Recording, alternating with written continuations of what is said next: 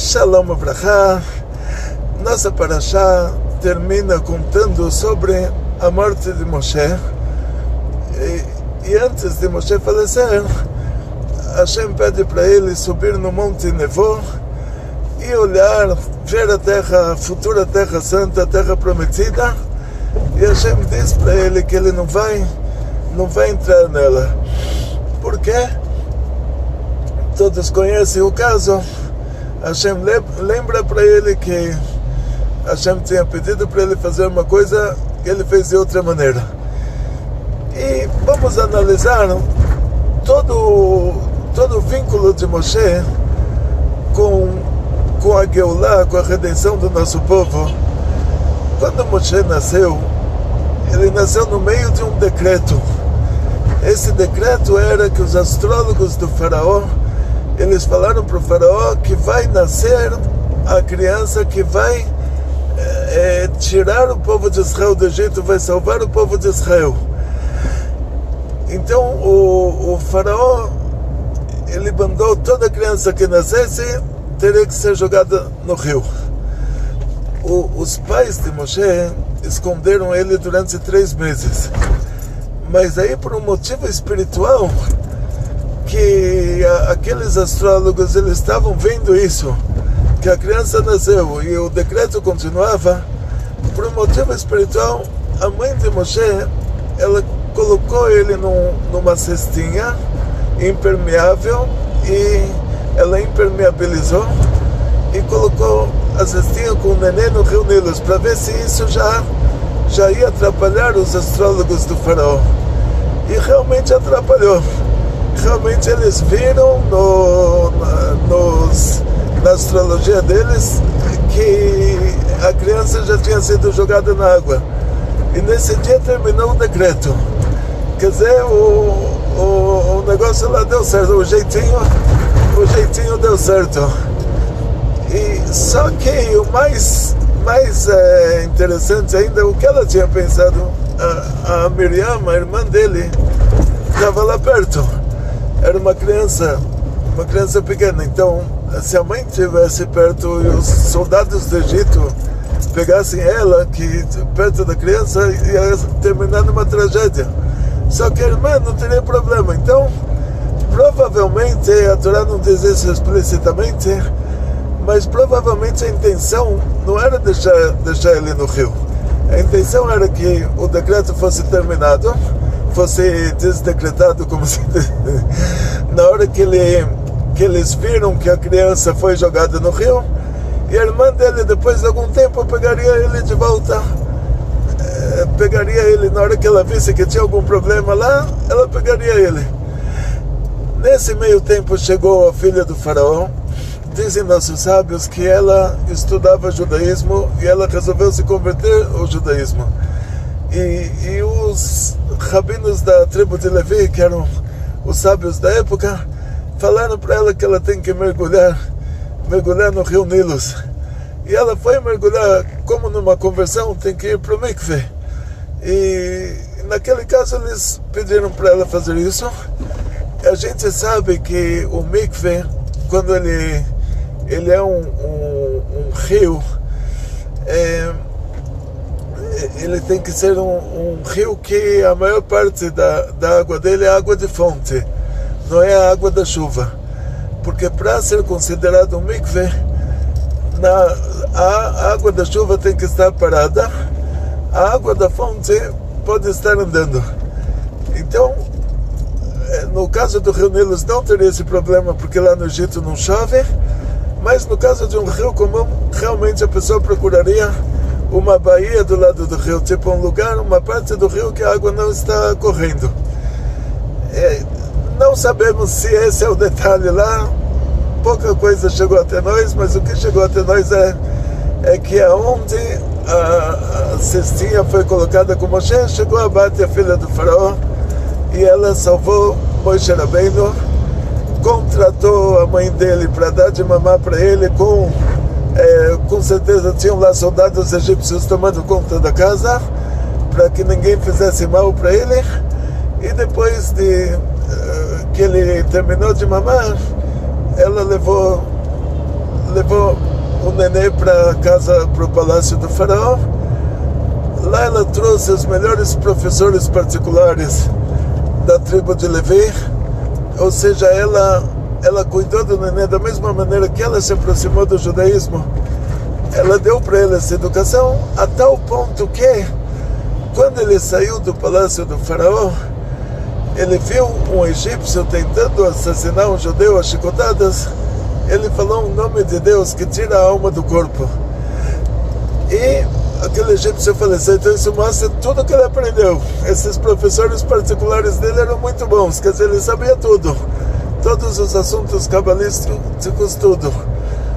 E naquela hora que o egípcio estava tentando assassinar o judeu, ele falou o nome de Hashem, saiu a alma do corpo, ele enterrou aquele egípcio morto na terra do Egito.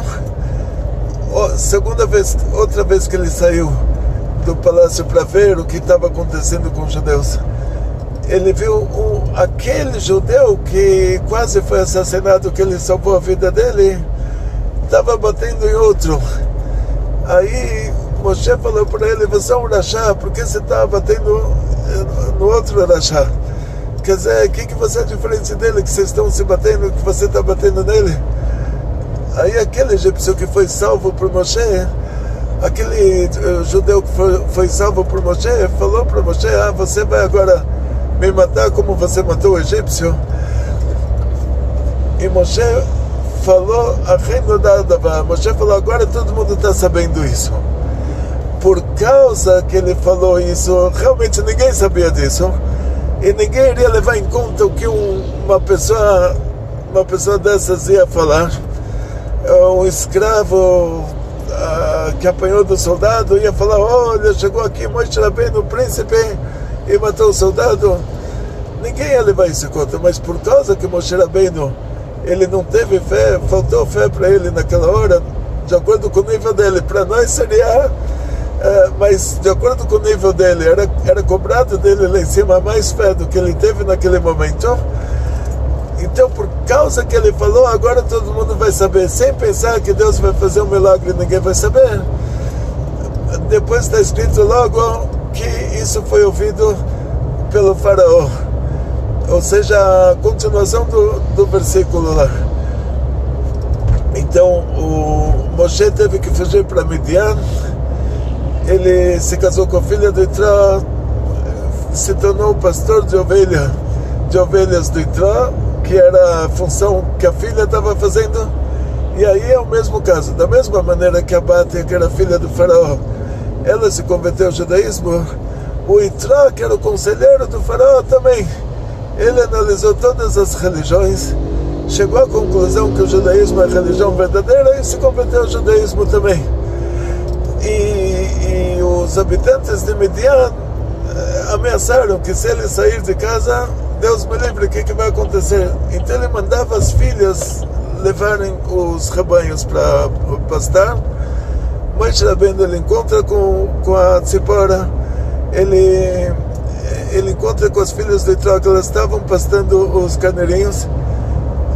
Se casa com a Tzipora, então no lugar da Tzipora ir levar os carneirinhos para pastar, então Moshe Rabbeinu levou. Quer dizer, é o mínimo aqui, né? Ele não ia deixar a mulher levar se ele já tinha se casado com ela. Então ele se tornou pastor de ovelhas do Itró. O Itró, traduzido como Jetro, né? Porque no latim antigo todo o I era escrito como J, como no alemão de hoje. De qualquer maneira, o Moshe Rabbeinu se tornou então o pastor de ovelhas do Itró. Ele levou o rebanho do Itró para pastar. Ele morava em Midian. Midian era perto do Monte Sinai. Então esse Monte Sinai de hoje que aparece no Google não é o Monte Sinai verdadeiro, é o Monte Sinai de religião cristã. Foi escolhido pela mãe do imperador Constantino, imperador do Império Bizântico. Ela era uma mulher muito cristã religiosa, ela pediu para fazer do Kotel, o muro da montanha do Beit HaMikdash, que sobrou. O Kotel Amaravi, traduzido como Muro das Lamentações. Ela pediu para fazer lá o lixão de Jerusalém, e ela escolheu aquela montanha para ser o Monte Sinai. Mas então tudo que vocês vão encontrar referência a Monte Sinai no Google não é o Monte Sinai verdadeiro. O Monte Sinai verdadeiro era perto da Arábia Saudita, onde era Midian. Ele era na distância de Midian, que dava para Moshe ir a pé com os carneirinhos, e dava para um carneirinho pequenininho fugir até o Monte Sinai. Quer dizer, essa é a distância entre o Monte Sinai e Midian, que é na Arábia Saudita. Então, Monte Sinai pode ser na Península do Sinai, pode ser na Arábia Saudita, mas essa era a distância de onde Moshe Rabbeinu estava até o Monte Sinai, uma distância que um carneirinho consegue ir a pé. Moshe correu atrás do carneirinho. Os pastores antigos, quando o carneirinho fugia, eles pegavam e batiam. Eles descontavam a raiva deles no carneirinho. No caso de Moshe, ele levantou o carneirinho, colocou no colo, falou: você, coitado, você correu muito, você deve estar muito cansado, eu vou te levar agora então, te carregar. Nessa hora, ele viu o arbusto incandescente. O arbusto incandescente é que tinha lá um arbusto que era menor árvore, e não só que o fogo que estava pegando nele, não só que não estava destruindo ele, mas estava fertilizando ele, tipo, estava fazendo bem para o arbusto. E isso é o sinal da esfera lá em cima, chamada de Keter, que são os dois opostos que não acontecem nas outras sefirot. Quer dizer, o Keter é o nível mais alto de revelação divina, que lá os dois opostos eles se ajudam. Em resumo, quando Moshe Rabbeinu nasceu, ele já nasceu para tirar o povo de Israel do Egito. Mesmo assim, ele foi testado no Monte Sinai, quando ele correu atrás do carneirinho. Ele pegou o carneirinho tinha fugido, e o carneirinho é um animal, ele pode ser adestrado. Geralmente os pastores antigos, quando o carneirinho fugia, eles batiam no carneirinho, o carneirinho não iria fugir mais. E mesmo assim, Moshe Rabbeinu carregou ele no colo, falou: você deve estar muito, muito cansado, vou te levar. Aí Hashem se revelou para ele e confirmou o que tinha sido determinado antes, que agora na prática ele vai tirar o povo de Israel do Egito.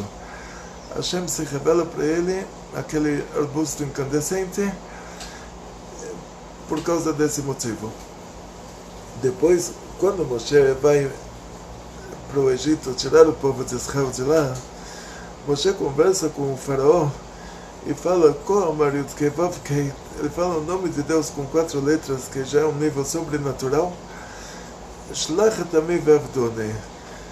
Manda o meu povo, eles vão fazer um trabalho para mim. E o faraó fala: olha, esse Deus eu não conheço.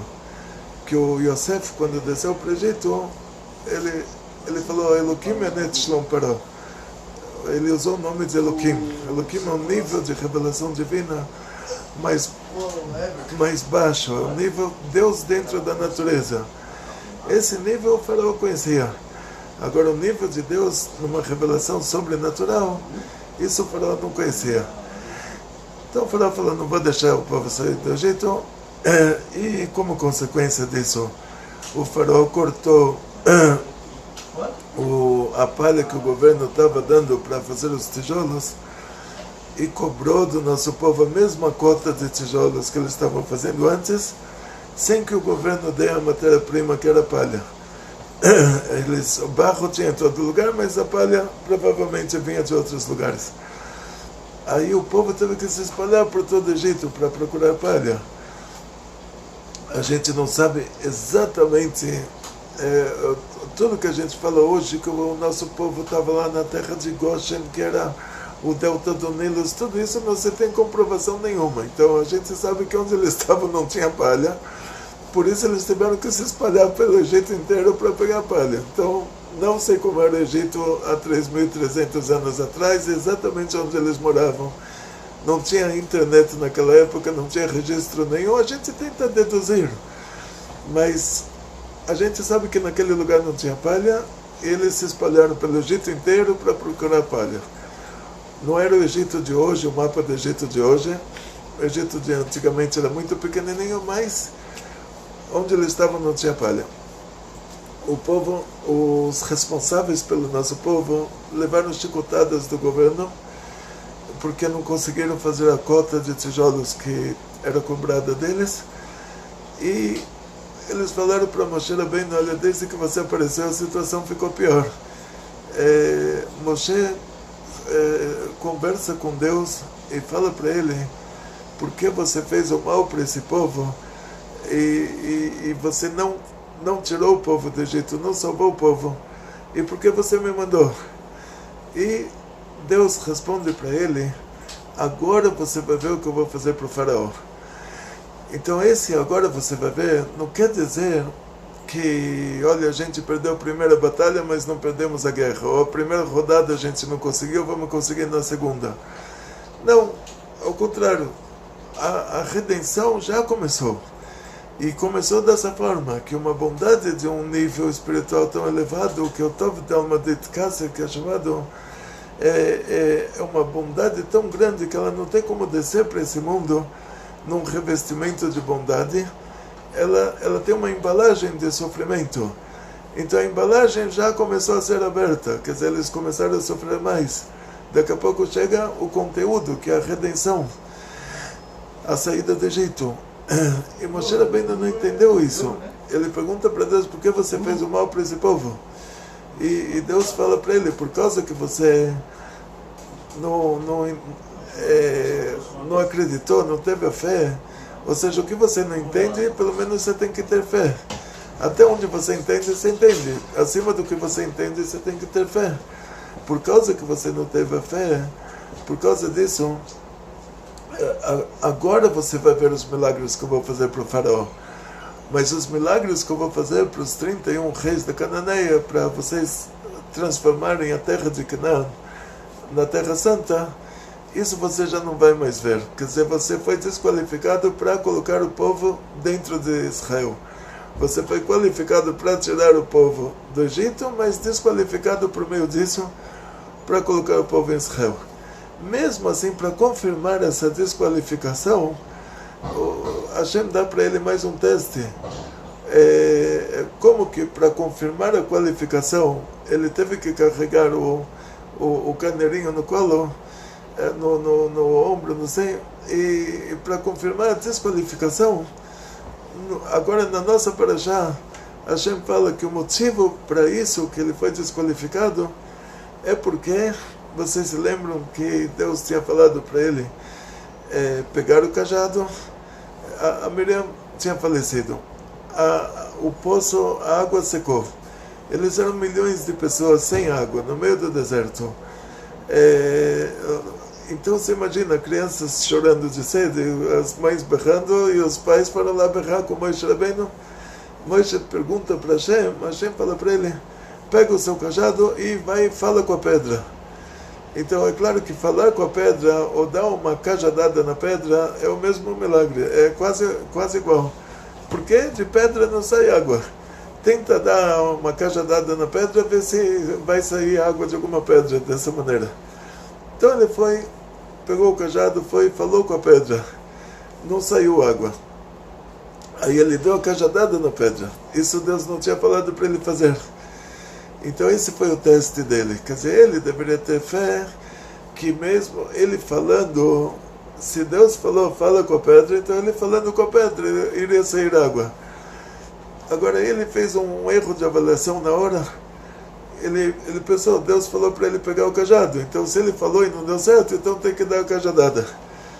Só que a cajadada ele tinha dado no rio Nilos para trazer um castigo para o mundo. E agora ele teria que trazer uma bênção para o mundo. Agora não podia dar a cajadada. E ele deu a cajadada.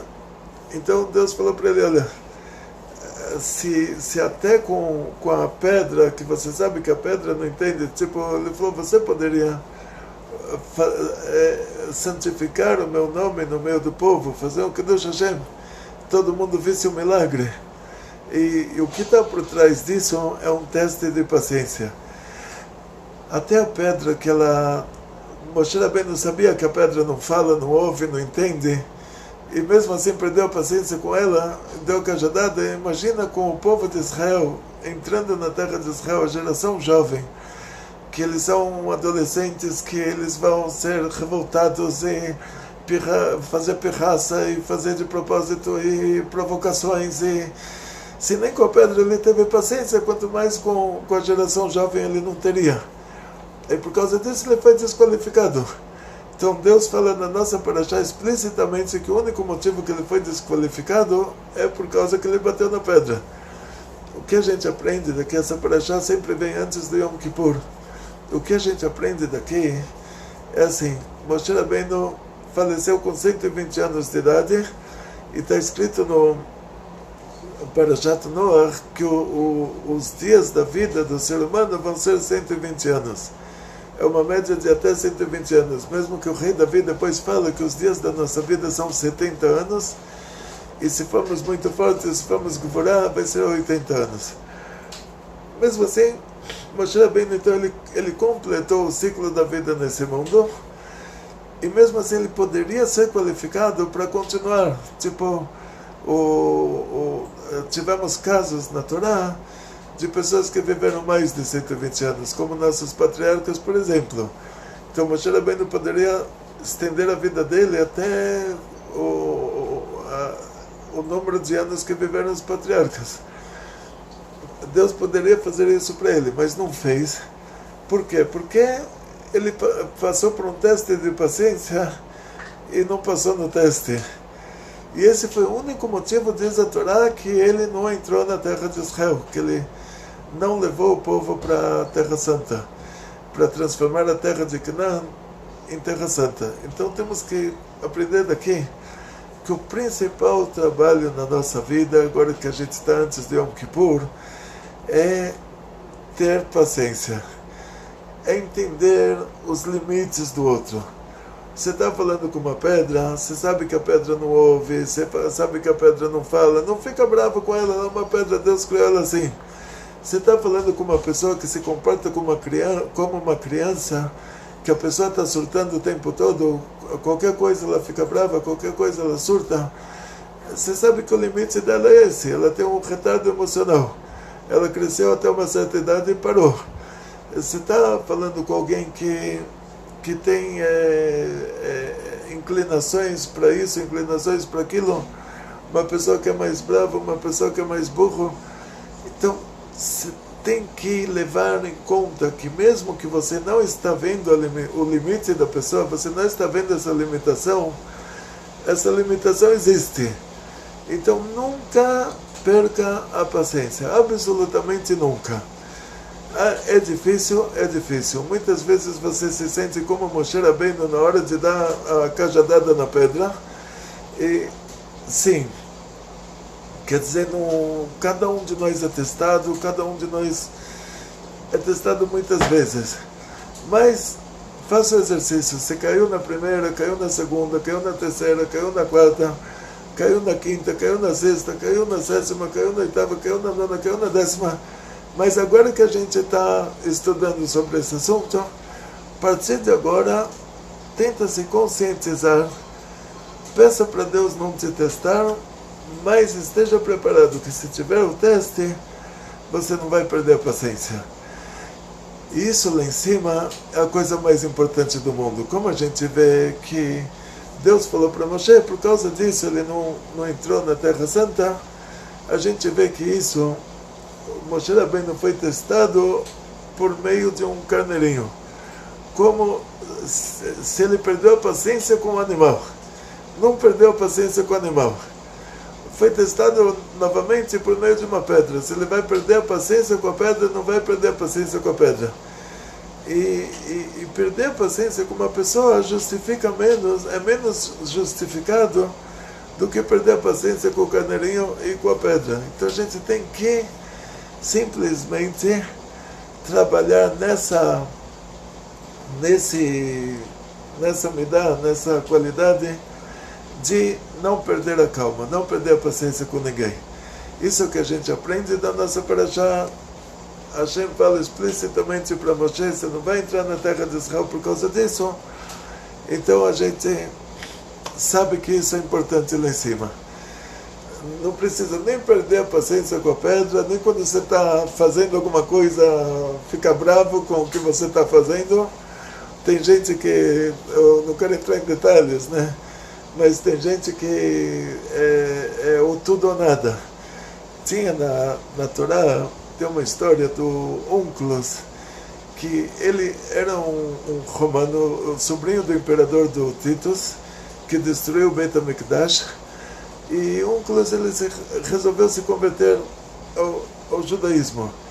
E ele foi para Israel, se converteu ao judaísmo, se tornou um dos maiores rabinos da época, traduziu a Torá para aramaico. A tradução dele foi a tradução que os nossos sábios escolheram para ler junto com a Parashá. Onkelos, antes dele se converter ao judaísmo, ele foi para uma Balat Ov, que é tipo um centro espírita da época. Ele baixou a alma do tio dele, do Titus. E ele pergunta para o Titus, imperador romano, a pessoa mais importante do mundo. Ele pergunta quem que é grande no próximo mundo. E o Titus fala: olha, só o povo de Israel. Aí o Onkelos pergunta: o que estão te fazendo nesse próximo mundo? Que o Titus era um grande criminoso, ele destruiu o Beit HaMikdash, matou muitos judeus. Ele falou: estão me fazendo o que eu pedi para me fazer. Ou seja, antes dele falecer, antes dele morrer, ele pediu para cremarem o corpo dele, né? Isso pelo judaísmo é proibido, inclusive, já que a gente está falando sobre esse assunto. Ele pediu para queimar o corpo dele, espalhar as cinzas dele por todos os 7 mares, para que Deus não encontre ele. E ele falou: agora 3 vezes por dia me ressuscitam, eu tenho que catar lenha e me queimam vivo e espalham as minhas cinzas pelos 7 mares. Então olha a situação que ele estava, imperador romano, a pessoa mais importante do mundo, agora está numa situação dessas. Aí o Onkelos pergunta: então você me aconselharia a me converter para o judaísmo, sendo que aí nesse próximo mundo os judeus são importantes, e você que era o imperador de Roma, você já é um coitado aí? Então você me aconselharia a me converter ao judaísmo? Aí o Titus fala para ele: os judeus têm muitos mandamentos, você não vai conseguir cumprir todos. Então, ou tudo ou nada. Se você não consegue cumprir tudo, então não faça nada. Então fica contra eles, não vai se converter ao judaísmo por causa disso. Então esse é o conselho do Titus. O conselho do Titus é ou tudo ou nada. E no judaísmo é o contrário, é pouco a pouco. Cada vez você vai acrescentando alguma coisa. Então está escrito sobre a conquista da terra de Israel que me'at agarshenu mepanecha pen arbe alecha chayot hasadeh. Pouco a pouco eu vou expulsar aqueles cananeus da sua frente, para que não se aumente sobre você as feras do campo. No judaísmo tudo é pouco a pouco, tudo é acrescentando aos pouquinhos. E lá o Titus, que é a antítese do bem, que ele é a essência do mal, esse é o conselho dele: ou tudo ou nada. Então tem gente que está fazendo alguma coisa, não consegue fazer tudo, então ele fica bravo, ele destrói. Ele fala: ou tudo ou nada. Esse é o conselho do Titus. Então não adianta você pegar, você tenta fazer um queijo em casa. Hoje o queijo kosher está muito caro. Aí você vai e compra um coalho estrela, que ele tem ashgachá, e compra leite integral, e faz o queijo, e de repente não deu certo. Aí a pessoa, Deus me livre, pode ficar tão bravo e jogar tudo fora. Mas não, ainda dá para aproveitar isso de outras maneiras. Ainda dá para fazer uma coalhada, ainda dá para fazer outras coisas com isso, um queijo árabe, ou labani, colocar no coador, um queijo árabe, colocar limão, ferver, colocar limão, aí coagula, fica um queijo árabe. Tem que colocar, eu mando as receitas se precisar, mas a pessoa fica brava que não saiu certinho como ele queria e jogar tudo fora. Dizem nossos sábios, tudo que a pessoa quebra na hora que ele fica bravo é como se ele estivesse fazendo sacrifícios para a idolatria. Ele está doando aquelas coisas, ele está oferecendo aquelas coisas para a idolatria. Então a gente aprende daqui quanto que é grave se até Moshe Rabbeinu, que fez um erro de avaliação, que Deus falou para ele pegar o cajado, ele fez um erro de avaliação, ele achou que tinha que bater na pedra, e mesmo assim Deus falou para ele que esse é o único motivo, a única coisa que justifica ele não entrar na terra de Israel. Quanto mais nós, quando a gente tem esse perfeccionismo, a gente quer fazer tudo e não sai tudo, aí a gente fala, então vamos seguir o conselho do Titus lá do maior criminoso do mundo, ou tudo ou nada, e não deu para fazer tudo, então não vou fazer nada, vou destruir a metade que eu fiz. Eu fiz 10% do que eu tinha que fazer, então esses 10% eu vou destruir de raiva e vou descontar minha raiva nisso. Isso, dizem nossos sábios, é sacrifício para a idolatria. Então aprendemos da nossa paraxá que se até quando você fala com uma pedra, que você sabe que a pedra ela não ouve, ela não fala, e Moshe Rabbeinu, com tudo isso, perdeu a paciência com a pedra, e isso foi o que determinou, desqualificou ele já para continuar sendo o líder do nosso povo. E é claro que diz o Arizal que tinha por trás disso um motivo, que Deus fez pegadinha para ele, porque a gente falou para ele, melhor do que isso eu tenho para você, que Moshe ele se reencarna, ele se torna o Mashiach, toda a geração do deserto se reencarna e se torna a geração do Mashiach, e o Rebbe diz que todos esses somos nós. Mas tudo certo. Mas o que nós aprendemos daqui, que no nosso caso não é pegadinha. No nosso caso, quando a gente quer fazer uma coisa e não sai como a gente quer, e nós ficamos bravos, aí não é pegadinha lá de cima, aí aí nós somos essa pessoa que está com um retardo emocional, vamos dizer assim. Aí a gente tem que crescer um pouco e falar, não vamos mais ficar bravo. É difícil. E eu sei como que é difícil também. Muitas vezes eu me sinto Moshe Rabbeinu na frente da pedra, mas muitas vezes, não são poucas vezes, muitas vezes eu entendo ele. Muitas vezes eu falo, se eu tivesse lá, eu quebrava o cajado na pedra, não só. Mas a gente vai treinando. A palavra emuná, fé em hebraico, a linguagem não é de fé, a linguagem é emunim, é treino. Ou seja, a palavra fé em hebraico quer dizer treino. Todo dia a gente vai treinando um pouquinho, cada dia a gente vai perdendo menos a paciência, até uma hora que você não perde a paciência com nada. Eu também estou fazendo isso, então vamos fazer juntos. Então, muito sucesso, muita saúde, muito dinheiro, muitas felicidades, Gmar Chatimah Tovah, Hatzlacha, Briut Parnassah Beshefa, Vekol Tov, Verbe Sablanut, muita paciência.